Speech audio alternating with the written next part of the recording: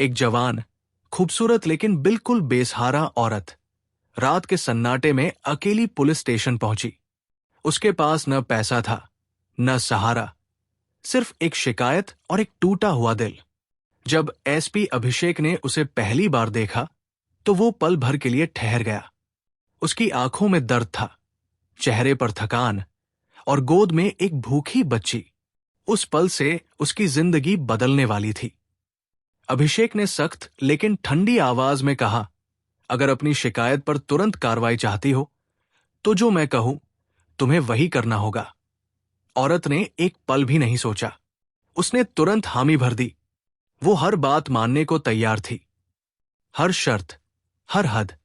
लेकिन सवाल यही था, आखिर उस औरत में ऐसा क्या था? क्या जादू था उसमें कि एक एसपी न सिर्फ उसकी मदद करने लगा, बल्कि उसे झुग्गी बस्ती से निकालकर अपने बंगले में ले आया, महंगी गाड़ियां दी, क्रेडिट कार्ड थमा दिया और आखिरकार उससे शादी तक कर ली। आज की इस चौंकाने वाली कहानी में जानिए वह राज जिसने एक भिखारन को एक अफसर की जिंदगी का सबसे कीमती हिस्सा बना दिया। मधुपुर की तंग और अंधेरी गलियों में, जहां दिन का शोर और रात की खामोशी टकराती थी, एक औरत तेज कदमों से चल रही थी।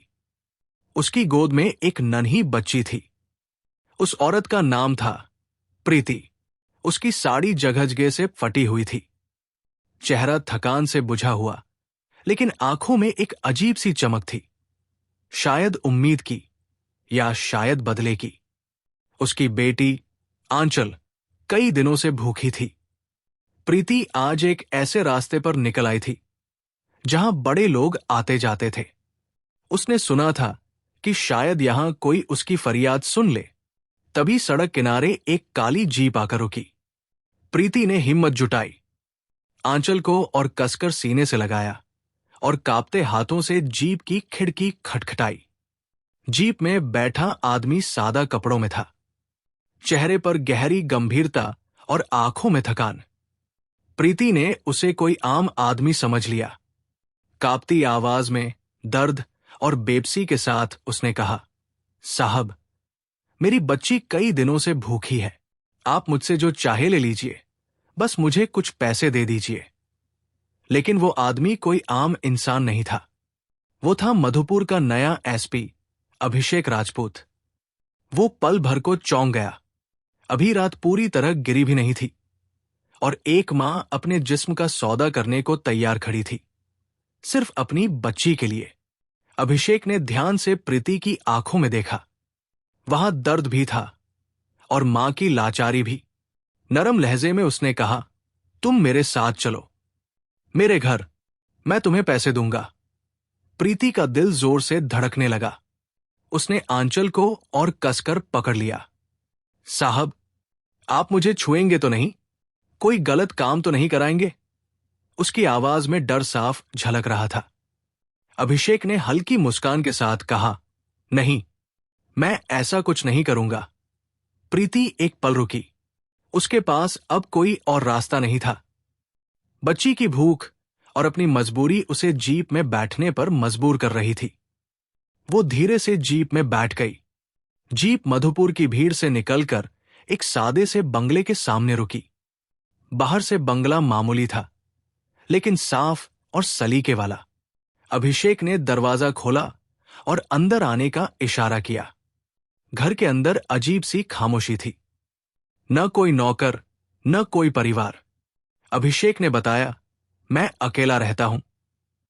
मेरी पत्नी का कई साल पहले देहांत हो गया था। कोई बच्चा भी नहीं है।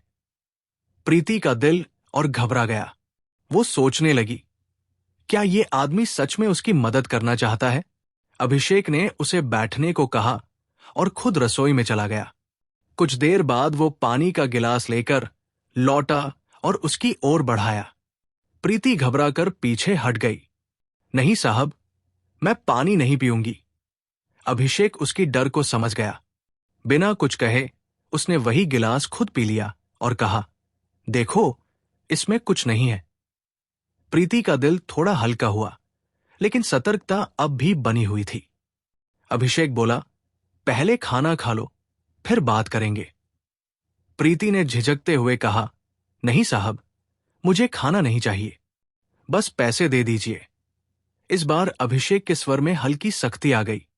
अगर पैसे चाहिए तो पहले खाना खाओ। मैं कोई घटिया इंसान नहीं हूं। प्रीति ने आंचल की तरफ देखा, जो भूख से रो रही थी। वो चुपचाप मान गई। अभिषेक ने अपने हाथों से खाना परोसा, रोटियां, दाल, सब्जी और आंचल के लिए दूध। प्रीति ने आंचल को गोद में बैठाकर दूध पिलाया और खुद भी थोड़ा सा खाना खाने लगी। अभिषेक भी उनके साथ बैठ गया। ये सब प्रीति के लिए किसी सपने जैसा था। खाने के बाद अभिषेक ने शांत स्वर में पूछा, प्रीति, तुम इस हालात तक कैसे पहुंची? क्या मजबूरी थी? प्रीति की आंखें भर आई।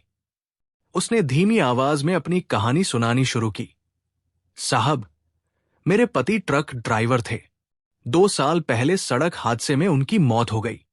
उनके जाने के बाद ससुराल वालों ने मुझे और मेरी बेटी को घर से निकाल दिया।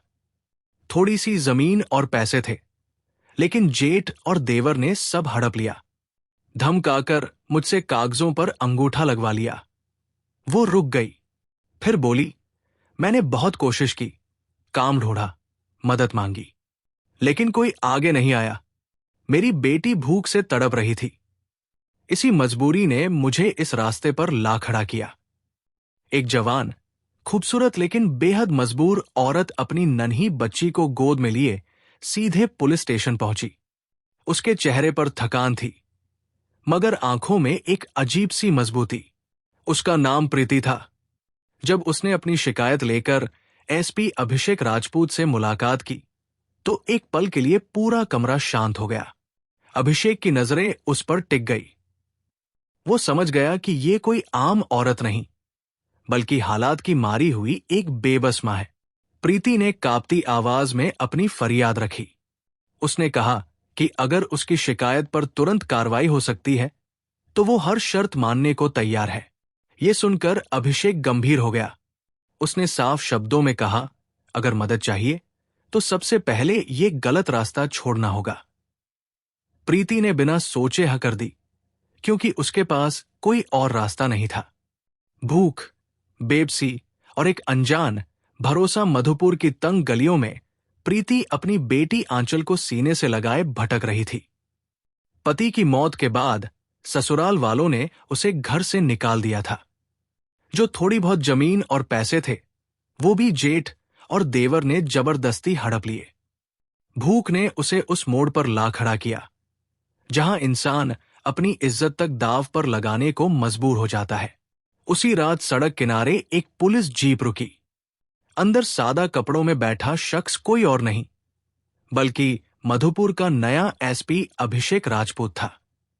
प्रीति ने टूटे स्वर में कहा, साहब, मेरी बच्ची कई दिनों से भूखी है। आप जो चाहे ले लीजिए, बस कुछ पैसे दे दीजिए। अभिषेक सन्न रह गया। उसने उसकी आंखों में देखा। वहां शर्म नहीं, सिर्फ मजबूरी थी। इंसानियत की पहली जीत। अभिषेक उसे अपने घर ले गया, लेकिन किसी गलत नियत से नहीं। उसने पहले पानी दिया, खुद पीकर भरोसा दिलाया, फिर खाना परोसा। प्रीति को पहली बार लगा कि कोई उसे इंसान समझकर देख रहा है। खाने के बाद उसने अपनी पूरी कहानी सुना दी। पति की मौत, धोखा, जमीन की लूट और बेटी की भूख। अभिषेक की आंखें भर आई। उसने कहा, प्रीति, अब तुम ये सब छोड़ दो। मैं तुम्हारी मदद करूंगा। हर महीने तुम्हें पैसे मिलेंगे और तुम्हारा हक भी तुम्हें वापस दिलवाऊंगा। हक की लड़ाई और खुली धमकी। अगले दिन अभिषेक खुद प्रीति को लेकर उसके ससुराल पहुंचा। वहां जेठ हरीश और देवर कुशन ने खुलेआम कानून को चुनौती दी। उन्होंने कहा कि उनके पीछे बड़े नेता वीरेंद्र सिंह राव का हाथ है और पुलिस उनका कुछ नहीं बिगाड़ सकती। प्रीति टूट गई, लेकिन अभिषेक ने भरोसा दिलाया, डरो मत, इंसाफ जरूर मिलेगा। नई शुरुआत और नया खतरा। अभिषेक ने प्रीति और आंचल के लिए रहने का इंतजाम किया। पड़ोस की सावित्री देवी ने उसे काम दिलवाया। जिंदगी धीरे धीरे पटरी पर लौट रही थी, लेकिन एक रात नकाबपोश लोगों ने प्रीति को रास्ते में रोक लिया। धमकी दी गई अगर एसपी के पास गई तो तू और तेरी बच्ची जिंदा नहीं बचोगी। उस रात प्रीति सो नहीं पाई। डर और भरोसे के बीच उसकी सांसें अटकी रही। सच का सामना और बड़ा फैसला आखिरकार उसने अभिषेक को सब बता दिया। अभिषेक शांत था, लेकिन उसकी आंखों में आग थी। उसने कहा, अब बहुत हो गया। जो लोग औरत और बच्चे को धमकाते हैं, उन्हें कानून का असली चेहरा दिखाना जरूरी है। इंस्पेक्टर संजय की मदद से खुलासा हुआ कि हरीश, कुशन और वीरेंद्र सिंह राव मिलकर अवैध शराब का धंधा चला रहे थे। अभिषेक ने फैसला कर लिया, अब सिर्फ प्रीति का हक नहीं, बल्कि पूरे सिस्टम की सफाई होगी। सख्ती और आंखों में चिंगारियां। सामने हरीश और कुशन भी मौजूद थे। राव ने गुस्से से सिगार जमीन पर फेंका और कर्त लहजे में बोला, ये अभिषेक खुद को क्या समझता है? उसे लगता है वो मेरे धंधे को बर्बाद कर देगा। मैं उसका तबादला ऐसे इलाके में करवा दूंगा जहां से वो वापस ना आ सके, और अगर तब भी ना माना तो उसकी जिंदगी ही खत्म कर दूंगा। हरीश ने झुककर कहा, साहब, हमने प्रीति को डरा तो दिया है, लेकिन वो फिर भी उस अभिषेक के पास जा पहुंची। अगर ज्यादा उड़ान भरी तो हमें उसे रास्ते से हटाना ही पड़ेगा। राम ने ठंडी मुस्कुराहट के साथ आंखें सिकोड़ते हुए कहा, नहीं, अगर प्रीति को कुछ हुआ तो अभिषेक और ज्यादा हमारी दम पर आ जाएगा। पहले हमें अभिषेक को ही कमजोर करना है। वो लम्हा भर रुका, फिर सिगरेट की राख झाड़ते हुए बोला, मैं अपने पुराने दोस्त डीएसपी प्रकाश साहनी से बात करूंगा। वो अभिषेक का ट्रांसफर किसी दूर दराज इलाके में करवा देगा। तब तक तुम दोनों अपने धंधे पर ध्यान रखो और प्रीति पर नजर। उधर अभिषेक ने भी एक चाल चली। उसने फौरन अपने पुराने दोस्त वकील अनुपम शर्मा को फोन किया। अनुपम एक तेजहन और बेहद ईमानदार वकील था, जिसे अदालत में जीत का हुनर आता था। अभिषेक ने सारी बात सुनाते हुए कहा, अनुपम, मुझे प्रीति के लिए कानूनी लड़ाई लड़नी है, लेकिन मसला यह है कि इसके पीछे वीरेंद्र सिंह राव जैसे ताकतवर लोग हैं। मुझे तेरी मदद चाहिए। अनुपम ने हंसते हुए कहा, यार अभिषेक, जब भी तू किसी मगरमच्छा से भिड़ता है तो फौरन मुझे याद करता है। खैर, केस की फाइल मैं तैयार करूंगा, बस तू सारे सबूत मुझे दे देना। अभिषेक ने संजय और दूसरे जराये से इकट्ठा किए गए सारे सबूत अनुपम को भेज दिए। लेकिन अभिषेक की चालें यही नहीं रुकी। उसने फौरन एक निडर पत्रकार सुनील वर्मा को कॉल किया।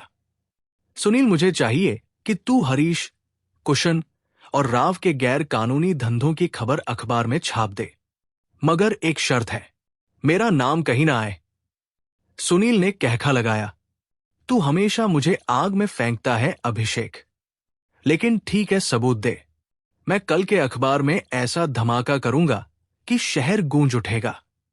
अगले दिन शहर के सबसे बड़े अखबार के पहले सफे पर बड़ी सुर्खी थी, शराब माफिया और जमीन का काला कारोबार, चंद्रपुर के दबंगों का वीरेंद्र सिंह राव से गठजोड़। खबर में ना सिर्फ हरीश और कुशन के सारे गैरकानूनी कारोबार की तफसील थी, बल्कि राव के नाम का भी साफ खुलासा था। इस खबर ने पूरे शहर में हलचल मचा दी। फोन पर फोन बजने लगे। राव के हामी और बदमाश सब घबराकर पूछने लगे, अब क्या करना है साहब? राव ने गुस्से से मनोज को बुलाया और दहाड़ा, ये खबर किसने छपवाई? मुझे इस अभिषेक का सर चाहिए। लेकिन उधर उसी रात जब प्रीति अपनी दुकान से वापस आ रही थी, दो नकाबपोश एक बार फिर उसके रास्ते में आ खड़े हुए। इस बार उनकी आवाज ज्यादा दरुष्ट और इरादे पहले से कहीं ज्यादा खतरनाक थे। उनमें से एक ने कड़कती आवाज में कहा, प्रीति, तूने बहुत बड़ी गलती की है। कागजात एएसपी के हवाले कर दिए ना। अब तू भी नहीं बचेगी और तेरी बेटी भी नहीं। प्रीति का दिल खौफ से दहल गया। उसने आंचल को सीने से लगाया और लरजती आवाज में कहा, मैंने कुछ नहीं किया, मुझे जाने दो खुदा का वास्ता। लेकिन उससे पहले कि नकाबपोश कुछ और बोलते, पास की गली से एक जोरदार आवाज गूंजी, रोक जाओ। ये इंस्पेक्टर संजय था। अभिषेक ने उससे कहा था कि वो खुफिया तौर पर प्रीति की हिफाजत करें। संजय ने फौरन अपनी पिस्तल निकाली और उन नकाबशों की तरफ तान दी। दोनों भागने लगे, मगर संजय ने फौर्ती से एक को दबोच लिया। उसने प्रीति को तसल्ली दी, घबराओ मत, मैं तुम्हें सही सलामत घर छोड़ दूंगा। रास्ते में संजय ने नकाबपोश से तफ्तीश शुरू की और जल्द ही पता चल गया कि उसे हरीश ने ही प्रीति को डराने के लिए भेजा था। ये खबर अभिषेक के लिए एक और हथियार बन गई, लेकिन वो जानता था कि अब असल जंग कोर्ट में लड़ी जानी है। प्रीति की प्रॉपर्टी का मामला कानूनी दायरे में लाना जरूरी था और उसके लिए ठोस सबूत की जरूरत थी। इसीलिए अभिषेक ने अनुपम को फौरन बुलाया और प्रीति के पास से मिले तमाम असल कागजात उसे सौंप दी। अनुपम ने दस्तावेजात को ध्यान से पढ़ा और फिर कहा, अभिषेक, ये कागजात बहुत मजबूत सबूत है। इनमें प्रीति के शौहर के नाम की जमीनों का तफसीली रिकॉर्ड है, लेकिन हरीश और कुशन ने जाली वसीयत बनाकर ये जमीनें अपने नाम करा ली है। हमें कोर्ट में ये साबित करना होगा कि ये सब जबरदस्ती धोखा और दबाव के तहत हुआ है। अभिषेक ने संजीदा लहजे में जवाब दिया, अनुपम, ये आसान नहीं होगा। हरीश और कुशन के पीछे राव खड़ा है और वो कोर्ट में बड़े बड़े वकील आएंगे। हमें कोई कसर नहीं छोड़नी होगी। छोड़नी? अनुपम ने हंसते हुए कहा, अभिषेक, तुम सबूत इकट्ठा करो, बाकी कोर्ट में सब कुछ मैं संभालूंगा। अगले दिन मधुपुर की झीला कोर्ट का माहौल खासा संगीन था। जज साहब देवेंद्र कुमार अपनी कुर्सी पर विराजमान थे। वो अपने बेलाग फैसलों के लिए जाने जाते थे। कमराए अदालत में एक तरफ प्रीति अभिषेक और वकील अनुपम शर्मा खड़े थे, जबकि दूसरी तरफ हरीश और कुशन अपने वकील श्रीकांत जोशी के साथ मौजूद थे। श्रीकांत जोशी वीरेंद्र सिंह राव का करीबी वकील था, एक ऐसा आदमी जो कानून की हर शक को अपने फायदे के लिए मोड़ने का माहिर समझा जाता था। समाज शुरू हुई। अनुपम ने बौखार लहजे में अपना मौखिफ पेश किया। माननीय जज साहब, मेरी मुवकिला प्रीति अपने मरहूम शौहर की जायदाद की वाहिद हकदार है। शौहर की मौत के बाद उसके जेठ और देवर ने उसे धोखे से अंगूठा लगवाकर सारी प्रॉपर्टी हड़प ली। हमारे पास वो असली दस्तावेजात हैं जो साबित करते हैं कि जमीन प्रीति के शौहर के नाम पर थी, ना कि हरीश या कुशन के। जज साहब ने कागजात बगौर देखे, फिर श्रीकांत जोशी की तरफ रुख करते हुए कहा, आपके मुवकिल इस बारे में क्या कहते हैं? श्रीकांत ने एतमाद भरे लहजे में जवाब दिया, माननीय जज साहब, मेरी मुवकिला ने अपनी मर्जी से इन कागजात पर अंगूठा लगाया था। हमारे पास भी दस्तखतशुदा दस्तावेजात मौजूद है। अनुपम ने फौरन पलटकर कहा, जज साहब, प्रीति एक अनपढ़ औरत है, उसे इन कागजात की नौयत तक मालूम नहीं थी। मेरे पास गवाह है जो गवाही देंगे कि प्रीति को जबरदस्ती धमकाया और बहकाया गया। श्रीकांत जोशी ने एतराज दागा, जज साहब, मेरे मुवकिलों के कारोबार या माझी का इस केस से कोई लेना देना नहीं। ये कोर्ट को भटकाने की कोशिश है। जज साहब देवेंद्र कुमार ने दोनों तरफ के दलीलें सुनने के बाद गहरी आवाज में कहा, यह कोर्ट सिर्फ सबूत और सच्चाई के आधार पर फैसला करेगी। प्रीति, तुम खुद अपनी बात कोर्ट के सामने रखो। प्रीति का गला खुश हो रहा था। वो घबराहट से अभिषेक की तरफ देखने लगी, जिन्होंने मुस्कुराती हौसला भरी नजरों से उसे इशारा दिया। प्रीति ने हिम्मत जमा की और कप्पाती आवाज में कहा, माननीय जज साहब, मेरे शौहर की मौत के बाद मेरे जेठ और देवर ने मुझे और मेरी बेटी को घर से निकाल दिया। उन्होंने मुझे धमकाया कि अगर मैंने कागजात पर अंगूठा न लगाया तो वो मेरी बेटी को जान से मार देंगे। मैं एक अनपढ़ औरत हूं, मुझे नहीं मालूम था इन कागजात में क्या लिखा है। प्रीति की सच्चाई से कोर्ट रूम में कुछ लम्हों के लिए खामोशी छा गई। जज साहब ने संगीन निगाहों से हरीश और कुशन को देखा। दोनों अपनी कुर्सी पर बेचैन होने लगे। देवेंद्र कुमार ने कहा, यह मामला निहायत संगीन है, मैं इसकी गहराई से जांच करना चाहता हूं। अगली समाअत में दोनों फरीकरण अपने गवाह और मजीद सबूत पेश करें। तब तक प्रीति और उसकी बेटी को मुकम्मल सरकारी तहफ़्फ़ुज़ दिया जाए। अदालत से बाहर निकलने पर अभिषेक ने प्रीति के कंधे पर हाथ रखा। तुमने बहुत हिम्मत दिखाई प्रीति, बहुत अच्छे से अपनी बात रखी। अब तुम फिक्र मत करो, मैं और अनुपम बाकी सब संभाल लेंगे। प्रीति ने आंखों में शुक्रगुजारी लिए कहा, साहब मैंने कभी नहीं सोचा था कि मैं कोर्ट में अपनी बात कह पाऊंगी। ये सब आपकी बदौलत हुआ। अभिषेक ने मुस्कुरा कर कहा, यह तुम्हारी हिम्मत की जीत है प्रीति। अब बस अपनी आंचल और बेटी का ख्याल रखो। लेकिन अभिषेक के दिल में एक अनजाना अंदेशा जम लेने लगा था। उन्हें शक था कि वीरेंद्र सिंह राव और उसके आदमी अब कोई खतरनाक कदम उठा सकते हैं। उसी लम्हे उन्होंने संजय को फोन किया और प्रीति की सिक्योरिटी बढ़ाने की हिदायत दी। साथ ही इंस्पेक्टर सुनील वर्मा से भी राब्ता किया ताकि अगला कदम सोच समझकर उठाया जा सके। अभिषेक ने सुनील वर्मा से फोन पर कहा, तुम्हारी खबर ने राव को बैकफुट पर ला दिया है सुनील, लेकिन अब हमें और सबूत दरकार है। अगर तुम उसके शराब के कारोबार की कोई ठोस जानकारी निकाल सको तो हम उन्हें जड़ से उखाड़ सकते हैं। सुनील ने जवाब दिया, अभिषेक मैं अपने जरा से मुसलसल राब्ते में हूं, जल्द ही तुम्हें कुछ बड़ा मिलेगा। लेकिन अब अभिषेक के दिल की दुनिया बदल चुकी थी। प्रीति के लिए उसकी जिम्मेदारी सिर्फ इंसाफ तक महदूद नहीं रही थी। प्रीति की सादगी, उसकी मां वाली मोहब्बत और आंचल के लिए उसकी कुर्बानी अभिषेक के दिल को छू गई थी। वो अब हर छोटी छोटी बात पर ध्यान देने लगे थे। जब प्रीति आंचल को गोद में लेकर नरमी से लोरी गाती, जब वो डर के बावजूद कोर्ट में सच बोलने की हिम्मत जुटाती, या जब वो अभिषेक की बातें सुनकर धीरे से मुस्कुराती, तो अभिषेक का दिल बेख्तियार हो जाता।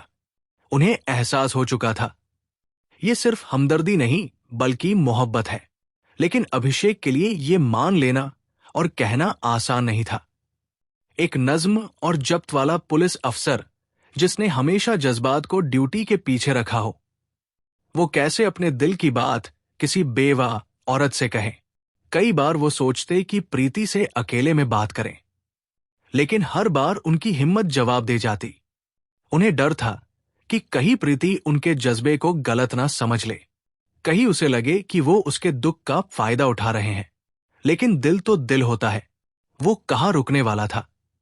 उसी बेचैनी में एक रात अभिषेक ने अपने बंगले में तन्हा बैठकर एक खत लिख डाला, प्रीति मैं नहीं जानता कि ये कहना सही है या नहीं, लेकिन मेरे दिल को अब खामोश रहना नहीं आता। जब मैंने तुम्हें पहली बार देखा तुम्हारी आंखों में सिर्फ दर्द और मजबूरी देखी, लेकिन वक्त के साथ तुम्हारी हिम्मत, तुम्हारी सादगी और तुम्हारा प्यार दिखने लगा आंचल के लिए और शायद मेरे लिए भी। प्रीति मैं तुमसे मोहब्बत करने लगा हूं। ये मोहब्बत किसी कमजोरी या हमदर्दी से नहीं बल्कि मेरे दिल की सच्चाई से पैदा हुई है। अभिषेक ने खत के आखिर में लिखा, प्रीति मैं जानता हूं तुम्हारी जिंदगी आसान नहीं रही। मैं तुम पर कोई बोझ डालना नहीं चाहता। अगर तुम मेरे प्यार को कबूल कर सको तो मैं वादा करता हूं तुम्हें और आंचल को जिंदगी भर खुश रखूंगा। और अगर तुम्हारा जवाब ना है तब भी मैं तुम्हारी मदद करता रहूंगा, क्योंकि तुम हमेशा मेरे लिए खास रहोगी। खत को बंद करके अभिषेक ने लिफाफे में रखा और संजय के हाथों प्रीति को भिजवा दिया। संजय जब लिफाफा देने पहुंचा तो हल्की सी मुस्कुराहट के साथ बोला, प्रीति ये साहब ने तुम्हारे लिए भेजा है, ध्यान से पढ़ना। प्रीति ने लिफाफा थामा मगर उसका दिल उलझ रहा था। आंचल को सुलाने के बाद उसने खामोशी से लिफाफा खोला और खत पढ़ना शुरू किया। हर लफ्ज जैसे उसके दिल के अंदर उतर गया। आंखें भीग गई, दिल जैसे हल्के हल्के कांपने लगा। क्या वाकई अभिषेक जैसे ईमानदार, मजबूत, इतने ऊंचे ओहदे पर बैठे शख्स, क्या वो मुझसे प्रीति को यकीन नहीं हो रहा था कि इस जैसे शख्स के दिल में उसके लिए मोहब्बत हो सकती है। लेकिन साथ ही एक डर भी था। वो खुद को अभिषेक के लायक नहीं समझती थी। उसने खत को सीने से लगाया और गहरी सोच में डूब गई। अगले दिन फिर से कोर्ट रूम का दरवाजा खुला। जज देवेंद्र कुमार अपनी कुर्सी पर मौजूद थे। प्रीति, अभिषेक शेख और अनुपम एक तरफ, जबकि हरीश और कुशन अपने वकील श्रीकांत जोशी के साथ दूसरी तरफ खड़े थे। इस बार अनुपम पूरी तैयारी के साथ आए थे। उनके पास सबसे अहम गवाह था रमेश्वर चाचा, जो उस दिन खुद मौजूद थे जब हरीश और कुशन ने प्रीति को धमकाया था। उसके अलावा सुनील वर्मा ने शराब के धंधे के सबूत, तस्वीरें और रिकॉर्डिंग्स जमा की थी, जो अभिषेक ने अदालत में पेश की। अनुपम ने अपना मौकफ पेश किया। माननीय जज साहब, मेरी मुवकिला प्रीति को उसके हक से महरूम करने के लिए हरीश और कुशन ने न सिर्फ धोखा दिया, बल्कि उसे और उसकी बेटी को जान से मारने की धमकियां दी। अनुपम ने दलीलें मुकम्मल करते हुए कहा, माननीय जज साहब, हमारे गवाह रमेश्वर चाचा उस दिन मौके पर मौजूद थे जब प्रीति को जबरदस्ती कागजात पर अंगूठा लगवाया गया, और हमने ये भी साबित किया है कि हरीश और कुशन गैर कानूनी शराब के धंधों में शामिल हैं, जिससे उनकी विश्वसनीयता पर बड़ा सवाल उठता है। रमेश और चाचा ने अदालत में पूरी साफगोई से गवाही दी और बताया कि कैसे हरीश ने प्रीति को डरा धमकाकर जबरदस्ती अंगूठा लगवाया था। उनकी गवाही ने कोर्ट रूम में सनसनी मचा दी। श्रीकांत जोशी ने रमेश्वर की गवाही को झूठा साबित करने की कोशिश की, लेकिन उसके पास कोई पुख्ता सबूत नहीं था। कई घंटों की बहस, सबूत और गवाहियों के बाद आखिरकार जज देवेंद्र कुमार ने अपना फैसला सुनाया। ये अदालत मानती है कि प्रीति के साथ धोखाधड़ी और जबरदस्ती हुई। हरीश और कुशन ने गैरकानूनी तरीके से प्रॉपर्टी अपने नाम करवाई। इसीलिए अदालत हुक्म देती है कि प्रीति को उसके शौहर की पूरी जायदाद वापस दी जाए। साथ ही हरीश और कुशन को गैर कानूनी शराब के धंधे और जान से मारने की धमकी देने जैसे जुर्म पर मुकदमा दर्ज करके सजा दी जाए। अदालत में एक पल को सन्नाटा छा गया। प्रीति की आंखों से खुशी और राहत के आंसू बहने लगे। अभिषेक ने उसकी तरफ देखा और हल्की सी मुस्कुराहट के साथ आंखों से हौसला दिया। पुलिस ने हरीश और कुशन को हथकड़ियां पहनाई और कोर्ट रूम से बाहर ले गई। उधर शहर के वीरेंद्र सिंह राव की कुर्सी अब हिलने लगी थी। सच्चाई की चट्टान ने उसके घमंड की दीवारें हिला दी थी। अदालत से बाहर आते ही प्रीति ने अभिषेक के सामने हाथ जोड़कर कहा, साहब, आपने जो कुछ मेरे लिए किया वो मैं कभी नहीं भूलूंगी। मेरी और आंचल की पूरी जिंदगी आपकी वजह से बदल गई।